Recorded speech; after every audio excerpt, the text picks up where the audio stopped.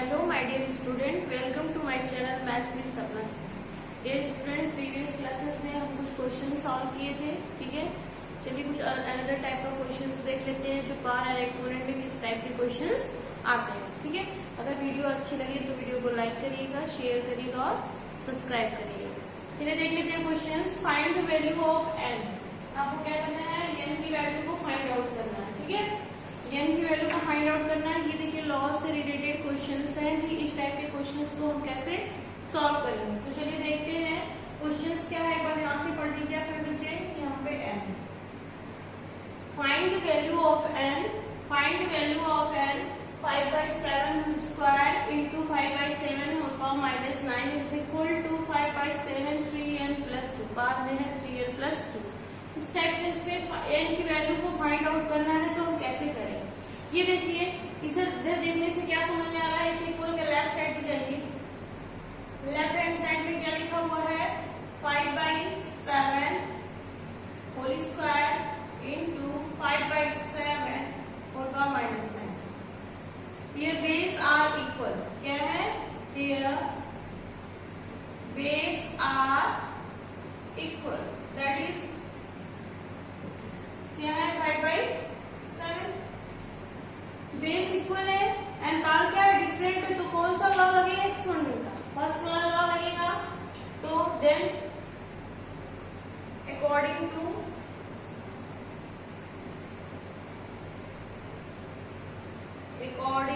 To law क्या पढ़ा था आपने, a/m into a/n is equal to base same power different. तो क्या करते हैं, एक ही बेस में दोनों पावर को ऐड कर देते हैं।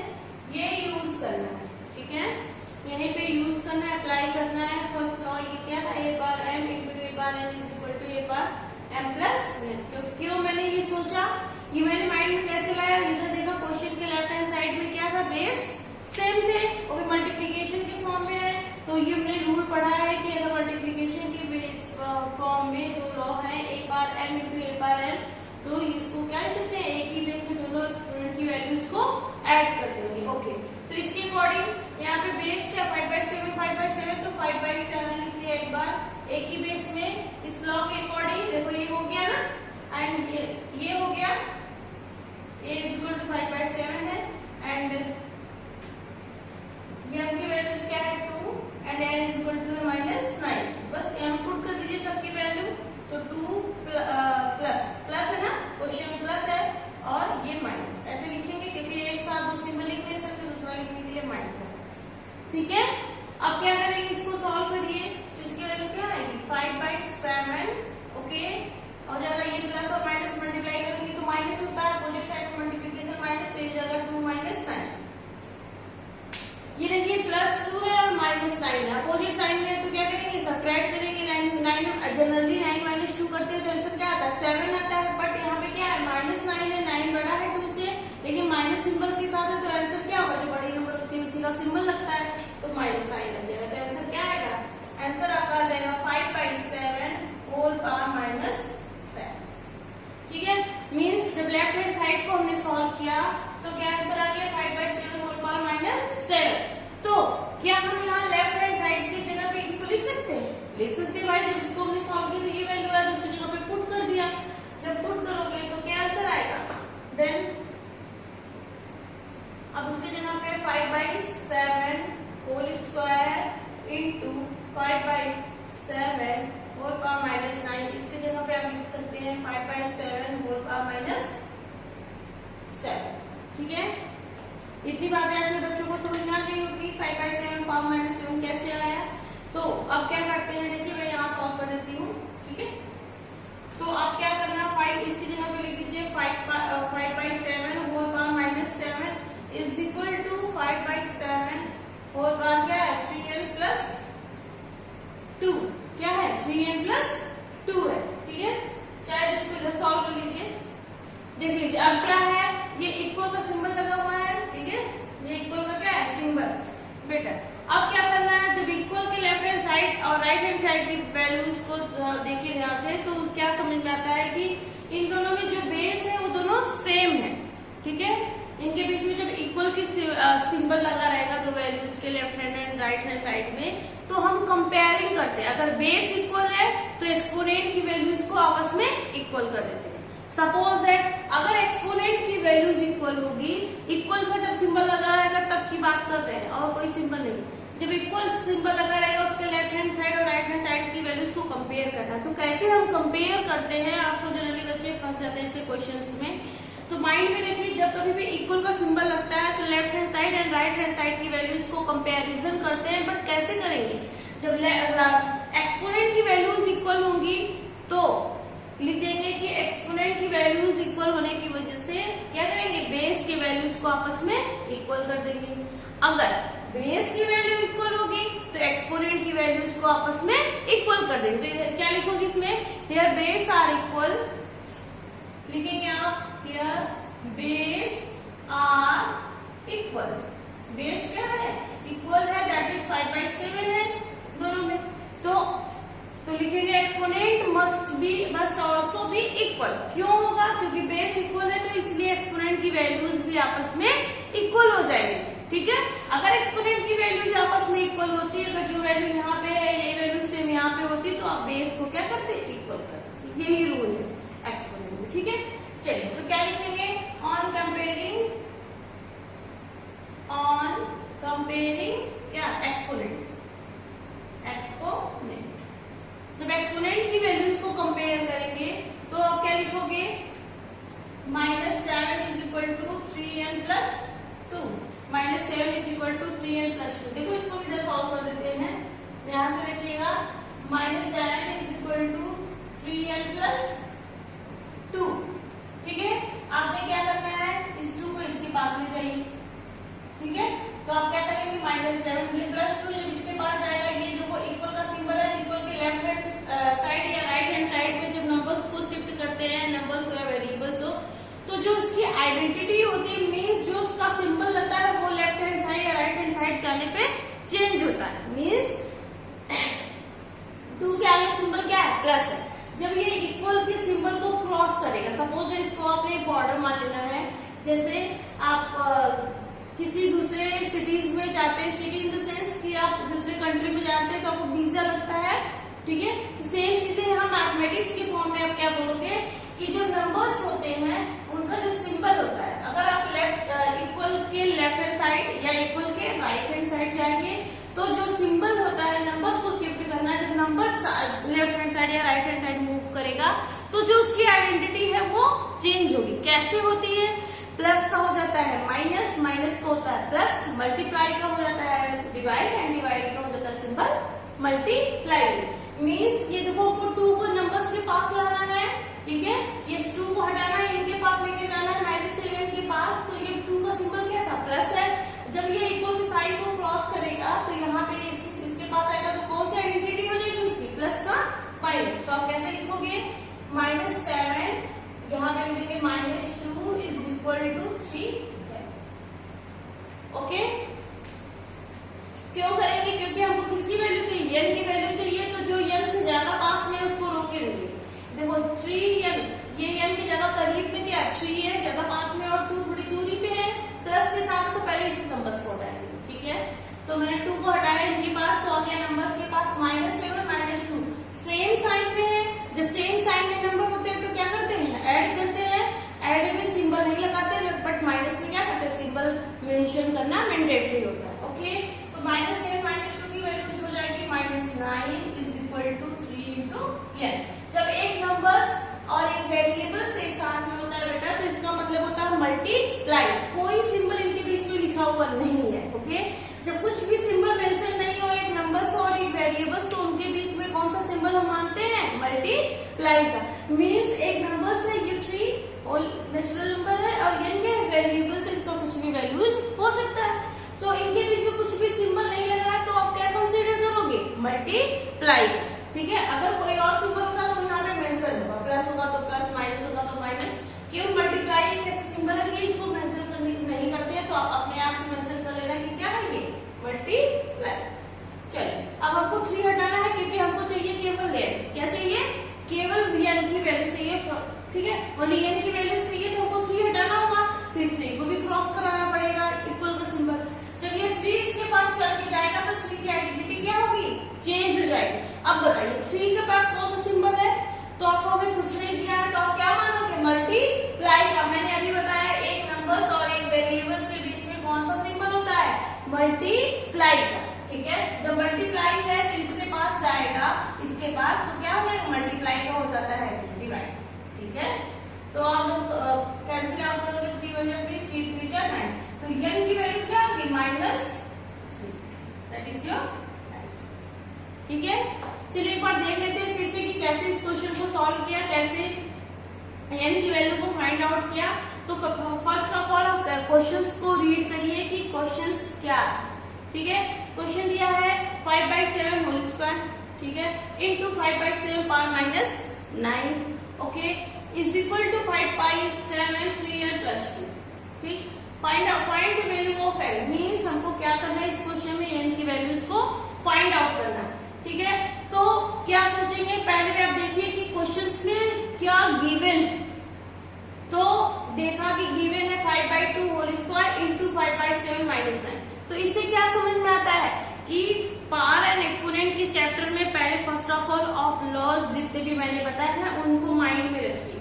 ठीक है, ऐसा तो नहीं है कि किसी क्वेश्चन में कोई लॉ अप्लाई हुआ है तो दिमाग थोड़ा सा लगाइए, अरे ये दोनों नंबर तो फ्रैक्शंस की वैल्यू सेम दिख रहे हैं, मीन्स कि जब बेस सेम हो पावर डिफरेंट या सेम हो उसे मैटर नहीं करता। अगर बेस सेम दिख गया तो कौन सा लॉ होगा, a power m into a power n, ये लॉ मैंने यहाँ पे अप्लाई कर दिया।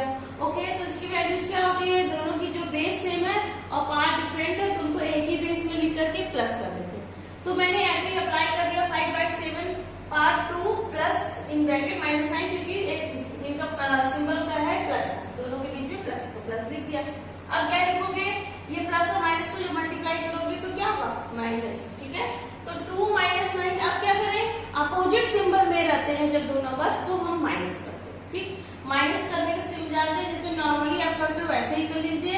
9 - 2 होता है 7, तो 7 लिख दीजिए। आप प्लस लिखना है या माइनस, एक कैसे मेंशन करेंगे, 9 आप अगर नॉर्मल डे प्लस रहता तो 9 को ग्रेटर कहते हैं, तो 9 का क्या सिंबल है, माइनस, तो यहाँ पे आप लगा दोगे माइनस। ओके, 5/7 होल पावर -7, तो आप क्या लिखोगे, इसकी जगह में जो लेफ्ट हैंड साइड की वैल्यूज है इस इक्वेशन के, इस इक्वेशन के लेफ्ट हैंड साइड की वैल्यू 5/7 होल स्क्वायर इंटू 5/7 -9, तो इसकी जगह पे आप लिख सकते हैं 5/7 होल पावर -7। तो चलो मैंने पुट कर दिया। अब इस इक्वल के राइट हैंड साइड में क्या आता है, 5/7 पावर 3n + 2। ठीक है, इस तरीके के जब क्वेश्चन आ जाएंगे, जब इक्वल के लेफ्ट हैंड साइड और राइट हैंड साइड के क्वेश्चंस को सॉल्व करना होता है बेटा, तो वहां पे हम कंपैरिजन करते हैं। क्या करते हैं, कंपैरिजन। इस पॉइंट को आप अपने कॉपी में राइट आउट कर लो। ठीक है, कि सपोज दैट इस तरीके के क्वेश्चन आ जाए कि इक्वल के लेफ्ट हैंड साइड वाली हो और इक्वल के राइट हैंड साइड में, तो ऐसे क्वेश्चन को हम कैसे सॉल्व करेंगे, तो कंपैरिजन करते हैं। ठीक, कंपैरिजन कैसे करते हैं, जब बेस इक्वल होगा तो एक्सपोनेंट की वैल्यूज को आपस में इक्वल कर देते हैं, उसके बाद सॉल्व करेंगे।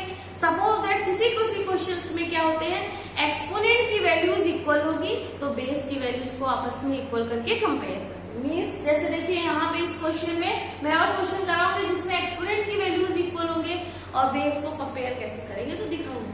बट इस क्वेश्चन में देखिए क्या है, बेस आर सेम, जो बेस सेम है तो क्या करेंगे, on comparing power or exponent. जब बेस सेम है तो एक्सपोनेंट की वैल्यूज को कंपेयर करो, मीन्स इक्वल करो। ओके, मीन्स इक्वल किया तो एक्सपोनेंट की वैल्यूज यहाँ पे लेफ्ट साइड में आ गया, इक्वल के -7 is equal to 3n + 2, 3n + 2 लिख दिया। अब इस यहाँ पे देखिए -7 इज इक्वल टू 3n + 2 है, हमको ओनली n की वैल्यू चाहिए और बाकी सभी नंबर्स उनके साथ उनको हटाना। तो फर्स्ट ऑफ ऑल क्या करेंगे, जो n के ज्यादा करीब है, पास में है, उनको रोके रहो।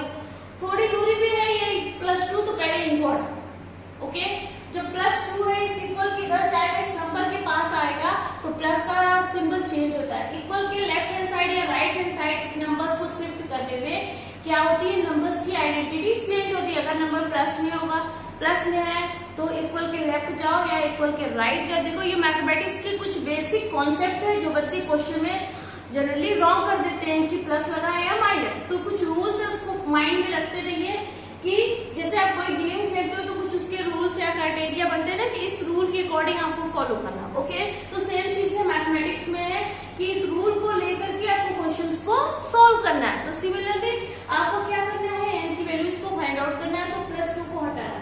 जब +2 इसके पास जाता है, हटेगा भाई तो इन्हीं के पास जाएगा, -7 के पास। तो कैसे जाएगा, तो जो +2 की सिर्फ आइडेंटिटी है, जब -7 के पास जाएगा तो प्लस है, तो इसलिए क्या हो जाएगा माइनस। तो -7 -2 सेम साइन में, दोनों माइनस में हो या नंबर्स दोनों प्लस में हो, तो हम क्या करते हैं, सेम साइन में नंबर्स होते हैं तो प्लस करते हैं। प्लस करने के टाइम हम आंसर में प्लस का सिंबल मेंशन नहीं करते, बट माइनस में ऐसा नहीं है। माइनस में आपको मेंशन करना मैंडेटरी है। ओके, तो -7 -2 है, दोनों को ऐड किया तो आंसर आ गया -9। क्या गया, -9। इधर देखिए is equal to 3 into n। ठीक, कुछ बच्चे कंफ्यूज होते हैं, 3 इंटू n प्लस मिले, माइनस मिले, मल्टीप्लाई मिले, क्या है। तो ये माइंड में हमेशा रख लीजिए, एक नंबर्स और एक सिंबल, इनके बीच में रिलेशन हमेशा किसका होता है, मल्टीप्लाई का। एक नंबर्स हो, कोई भी नेचुरल नंबर, और एक वेरिएबल्स हो। वेरिएबल्स इन द सेंस कि इसकी वैल्यू दैट कैन चेंज, मतलब इसकी वैल्यू कुछ भी हो सकती है। ओके, तो इसलिए ये इनके बीच में कौन सा रिलेशन मानेंगे, मल्टीप्लाई का। अब हमको ओनली n चाहिए, 3 तो चाहिए नहीं, तो 3 को क्या करना पड़ेगा, हटाना पड़ेगा।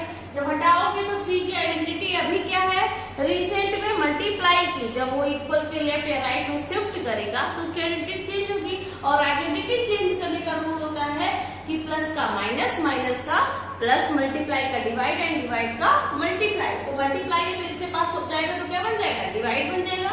तो मैंने डिवाइड किया तो आंसर आ गया n = -। आप चाहिए तो इसकी वैल्यूज को पुट करके आप सॉल्व कर सकते हैं। चलिए देखते हैं कि सॉल्व करने के क्या मेरा आंसर ये आता है। अभी आपने लेफ्ट हैंड साइड को सॉल्व किया तो क्या है, आंसर 5/7 होल पावर -7। चलिए राइट हैंड साइड में क्या करते हैं, n की वैल्यूज इक्वल टू -3 यहाँ पुट करके चेक करते हैं क्या ये आंसर -5/7 होल पावर -7 के इक्वल आता है। चलिए करके देखते हैं, ठीक है, एक बार कर लेते हैं तो आपका आंसर पता चल जाएगा कि राइट है या रॉन्ग। ठीक है, ये याद रखिए n की वैल्यूज कितना आया था, -3। चलिए चेक कर लेते हैं एक बार। आई होप कि आपको इस क्वेश्चन समझ में आया होगा। इससे रिलेटेड क्वेश्चन आप ट्राई करिएगा जिसमें वेरिएबल्स होंगे, तो अच्छे से कॉन्सेप्ट क्लियर हो जाए। देखिए आपने इसको सॉल्व किया था लेफ्ट हैंड साइड को फॉर चेकिंग। ठीक है, for checking left hand side क्या आएगा, 5/7 होल स्क्वायर -2 इंटू 5/7 -9। इसको सॉल्व किया तो आएगा 5/7 और 2 - 9 मीन्स -7। ठीक है, ये आया था -7। अब आपको राइट हैंड साइड लेना है। राइट हैंड साइड जब लोगे तो क्या लिखोगे आप, 5/7 होल पावर 3n+2। ये है, आपने इसको ऐसे सॉल्व करना है। कैसे करोगे, लिखोगे n = -3, लिखना putting the value of n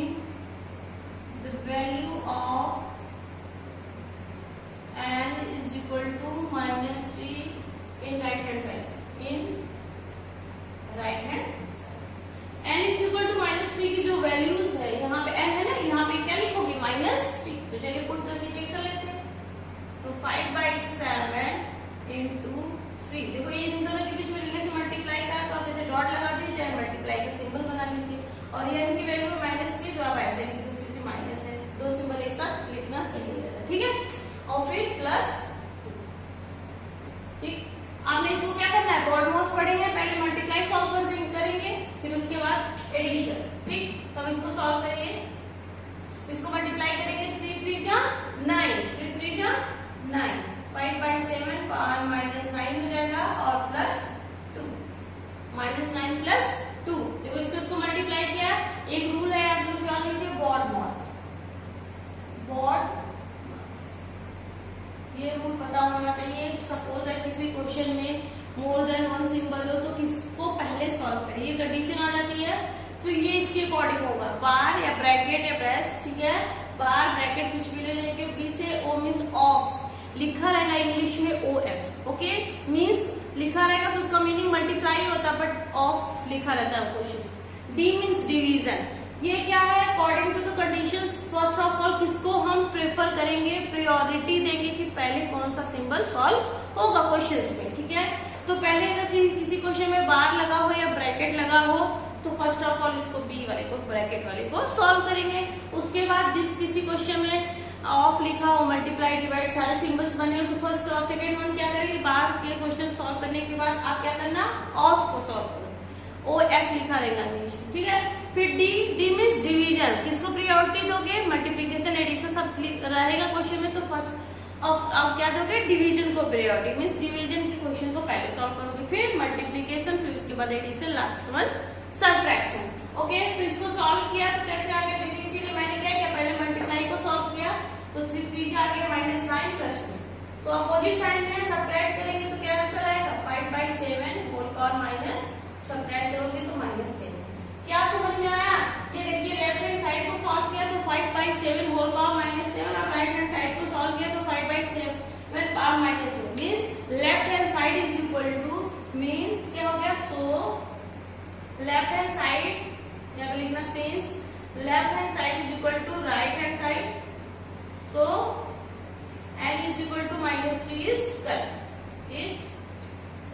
देखिए अब आपने अपना आंसर भी चेक कर लिया, इसका मतलब आपका आंसर करेक्ट है। ओके, लेफ्ट हैंड साइड और राइट हैंड साइड की वैल्यूज को आपस में इस लोगों क्वेश्चन में लिखा है इक्वल, इक्वल का मीन्स होता है कि लेफ्ट हैंड साइड की वैल्यूज और राइट हैंड साइड की वैल्यूज आपस में इक्वल है। जब n की वैल्यूज को फाइंड आउट किया, n इक्वल टू -3 आउटपुट करके चेक किया तो लेफ्ट हैंड साइड की वैल्यू और राइट हैंड साइड की वैल्यू आपस में इक्वल हो गया, मीन्स आपका आंसर करेक्ट। ठीक है, आई होप ये क्वेश्चन आप बच्चों को समझ में आया होगा। चलिए अनदर टाइप का क्वेश्चंस लेते हैं जिससे आपका कॉन्सेप्ट और अच्छे से क्लियर हो जाए। ओके, चलिए करते हैं क्वेश्चंस।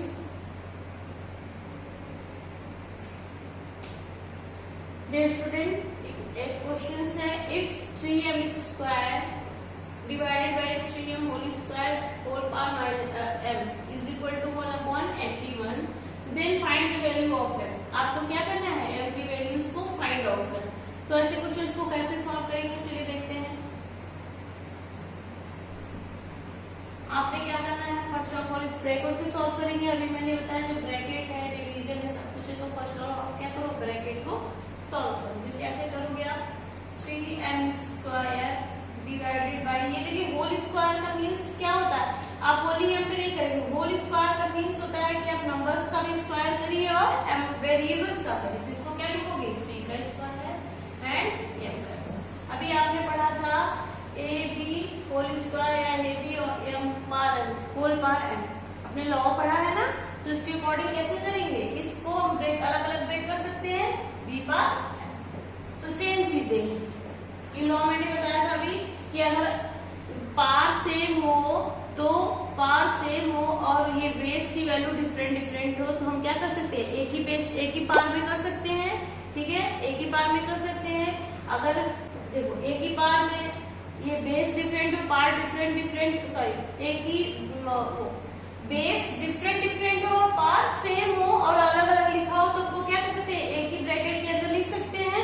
तो सेम चीजें यहाँ हो, ये देखिए पार सेम है, इसको एक ही ब्रैकेट में लिखा तो हम उसको अलग अलग कर सकते हैं। सेम चीजें लेफ्ट हैंड साइड को राइट हैंड साइड की तरह कर सकते हैं और राइट हैंड साइड को लेफ्ट हैंड साइड की तरह कर सकते हैं। तो आपने ऐसे लिख देना है इज इक्वल टू 1/80। ठीक है, आई होप कितनी बातें समझ में आई होगी, ये कैसे चेंज हुआ, इस लॉ के अकॉर्डिंग हुआ। ठीक है, अब चलिए क्या करेंगे, डिवाइड कर लीजिए 3m², इसको हम कैसे लिख सकते, इस तरीके के सिंबल से लिख सकते हैं। डिवीजन का देखो जनरल सिंबल्स होते हैं। अब 3 का स्क्वायर करोगे 3 3 जा 9, ये 9 कैसे आया, बच्चे कंफ्यूज हो जाते हैं, तो 3 ऐसे लिख लो, 3² m² होल पावर। ठीक है, इज इक्वल टू 1/81 मीन्स आपने क्या करना है, 3m² अपॉन, अब 3 को 2 टाइम मल्टीप्लाई करोगे तो 3 × 3 लिख लो, इंटू m² लिख लो, whole power m is equal to 1/81। देखिए m² कैंसिल आउट, 1 3 7 3 कैंसिल, बचा कर के अंदर 1/3 whole power m। Okay, is equal to 1/81। अब क्या, ठीक है, तो देखिए कैसे सॉल्व करेंगे इसको, 1/3 whole power 1/3 whole power m is equal to 1/81 को आप क्या लिख सकते हो, 3 के फैक्टर में लिखिए, क्योंकि हमको क्या करना है, m की वैल्यूज फाइंड आउट करना है। मींस आपको बेस को क्या करना होगा, इक्वल करना होगा। जब आप बेस की वैल्यूज को इक्वल करेंगे तभी आप एक्सपोनेंट की वैल्यूज को इक्वल कर सकते हैं। अभी पिछले क्वेश्चन में मैंने समझाया कि अगर एक्सपोनेंट की वैल्यूज को फाइंड आउट करना है तो आपको क्या करना होगा, इक्वल के left hand side and equal के राइट हैंड साइड बेस की वैल्यूज को इक्वल करना होगा। इधर बेस कितना है 1/3 और यहाँ पे बेस क्या है 1/81 मीन्स हमको इधर राइट हैंड साइड की बेस को क्या बनाना पड़ेगा 1/3 का बेस बनाना पड़ेगा। तो कैसे करेंगे, आप जानते हो 81 को हम क्या लिख सकते हैं 3 into 3 into 3 into 3 3 3 जा 9 3 3 जा 9 9 3 जा 27 and 27 3 जा 81। ठीक है, ये हो जाएगा। तो इसको आप क्या लिख सकते हैं is equal to 3 power 4 1 2 3 4 3 power 4। तो क्या हम यहाँ पे 1/81 की जगह पे 1/81 की जगह पे 1/3 power 4 लिख सकते हैं। चलिए देखते हैं कैसे लिखेंगे 1/3 whole power m is equal to 1/3 power 4 लिख सकते हैं। अच्छा, कल मैंने एक वीडियो में बताया था कि 1 के पावर 2 करिए तो वैल्यूज क्या आएगी 1 आएगी। कैसे आएगा 1 into 1 is 1। अब 2 के 1 के पावर 4 करो तो उसकी वैल्यू क्या आएगी 1 into 1 4 टाइम्स मल्टीप्लाई करोगे तभी आंसर 1 आएगा। मीन्स 1 के पावर कोई भी पॉजिटिव होल नंबर्स लिखोगे तो आंसर 1 ही आना है। ओके, तो यहाँ पे देखो लिखा है 1/3 power 4 3 power 4। तो आप इसको क्या लिख सकते हैं 1/3 whole power m is equal to 1/3 whole power 4 लिख सकते हैं या नहीं? क्यों लिख सकते हैं, इधर लीजिए 1/4 is equal to 1 1/4 is equal to 1। क्यों, क्योंकि 1 के पावर में कोई भी नेचुरल नंबर्स करोगे पॉजिटिव नंबर्स तो उसके आंसर क्या आना है 1 ही आना है। तो हमने ये लिखने का तरीका कैसे, मैंने ये सोचा कि ये ऐसे ही लिखा जाएगा तो मैंने बताया था अभी क्वेश्चंस में पिछले क्वेश्चंस में बेटा कि हमको देखो एक्सपोनेंट की वैल्यू चाहिए, यहाँ इक्वल है, इक्वल के लेफ्ट हैंड साइड और राइट हैंड साइड बचा तो कुछ बचा नहीं है। तो आपने क्या करना है, जब एक्सपोनेंट की वैल्यू चाहिए तो बेस की वैल्यूज को आपस में इक्वल करो, किसी तरीके से इक्वल करो। जब बेस की वैल्यू इक्वल हो जाएगी तो एक्सपोनेंट की वैल्यूज को आपस में इक्वल कर लेना। सपोज कभी कभी क्या होता है एक्सपोनेंट की वैल्यूज इक्वल होगी तो आपने क्या करना है बेस की वैल्यू को कंपेयर करना है, मीन्स इक्वल कर लेना। ओके, तो इसी लॉ के अकॉर्डिंग हम क्या लिखोगे here base are equal on comparing exponent. तो क्या हो जाएगा बेस सेम है तो एक्सपोनेंट को कंपेयर करोगे तो m की वैल्यूज क्या आ जाएगी 4। ठीक है, आई होप बेटा कि ये क्वेश्चंस आपको समझ में आया होगा। ठीक है, प्रैक्टिस करिए, ज्यादा क्वेश्चंस को प्रैक्टिस करिए, आपको कॉन्सेप्ट क्लियर हो जाएगा। कल और अगला टॉपिक पढ़ाएंगे साइंटिफिक नोटेशन। इसके पहले पावर एंड एक्सपोनेंट में किसी भी क्वेश्चन में किसी भी तरीके का कोई भी डाउट हो तो आप हमको कमेंट कर सकते हैं। ठीक है, अगर वीडियो अच्छा लगे तो इसको लाइक करिए, शेयर करिए और न्यू यूजर है तो आप इसको सब्सक्राइब करिए। ठीक है, मिलते हैं कल एक नए टॉपिक के साथ साइंटिफिक नोटेशन। तब तक के लिए बाय बाय, टेक केयर।